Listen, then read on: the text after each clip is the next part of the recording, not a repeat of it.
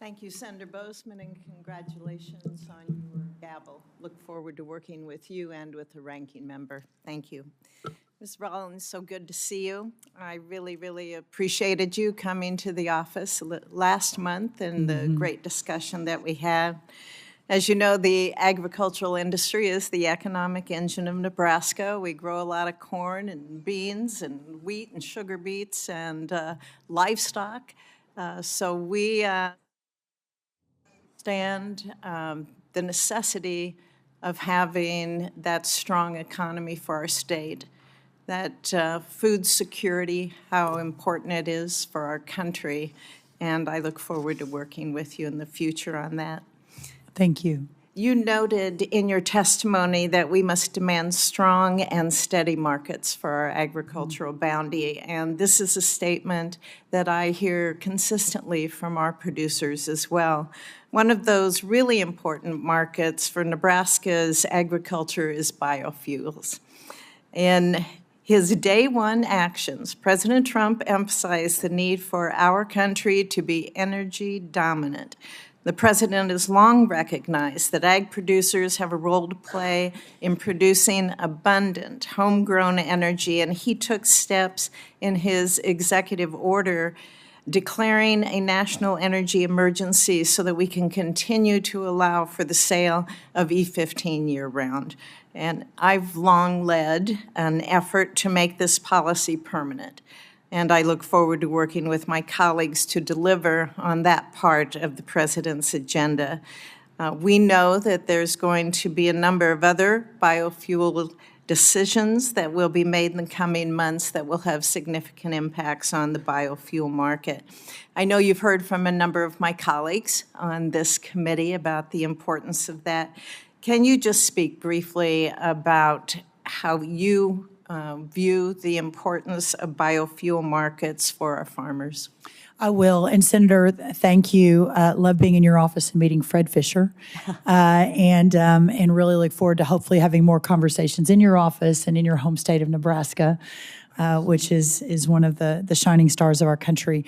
In the last few months, since the announcement was made that I was going to be, hopefully if confirmed, joining this administration and the cabinet as the head of USDA, I have had multiples of conversations with many of you on the committee and outside the committee. Your governor flew to Texas to give me a couple of hours of his time to make sure I understood specifically within your state, but frankly, how this affects so much of the Midwest and in our corn states. My commitment is to defend and protect and fight for all of American agriculture. Clearly, in the last administration, this issue was under the National Economic Council, Larry Kudlow, so I didn't manage it under the Domestic Policy Council, but I was certainly in a lot of the meetings, which there were a lot of meetings, President Trump would tell you, in the Oval Office about this. His executive order in the last few days mentioning biofuels as part of his all of the above strategy to reclaim energy dominance across the world, right. Is important. President Trump was very generous with his time in his previous time in the Oval Office, and he's correct. We had a lot of meetings in the Oval Office. So I think know he said 27. Truly, and he would like to get this issue settled as well. I thought maybe we would last in the CR, but we'll continue to push for that.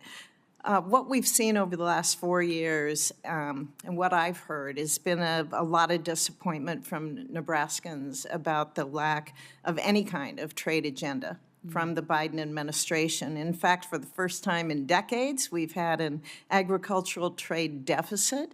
And as you said earlier, it's projected to hit a record-breaking $45 billion.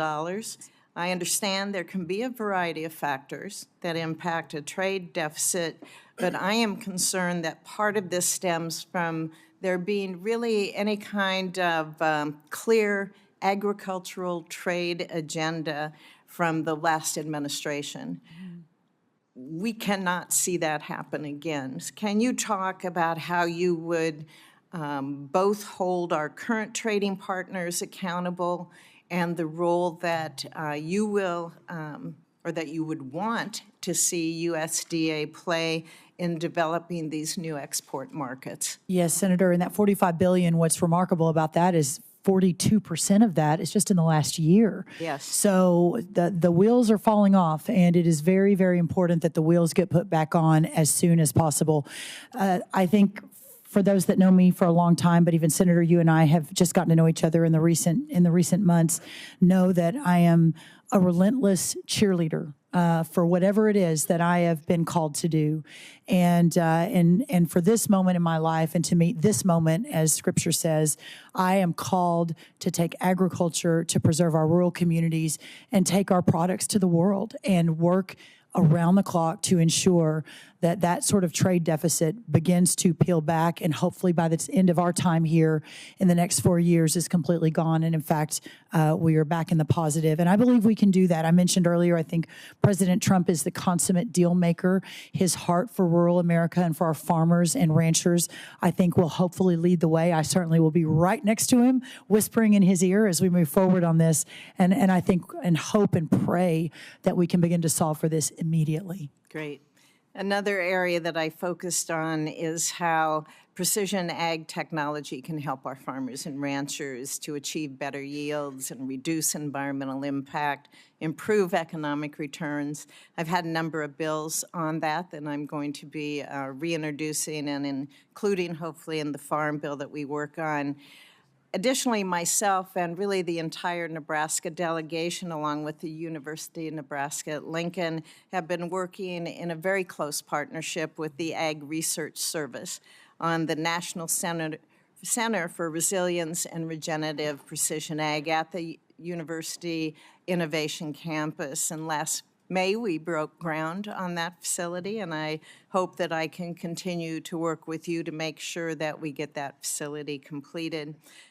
Can I get your commitment to continue working with me on this facility?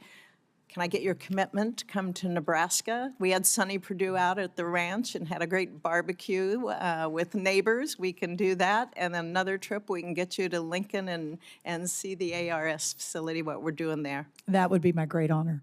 Great. Thank you. Thank you, Senator. Senator Lujan. Thank you, Mr. Chairman. Representative, welcome to the committee. Representative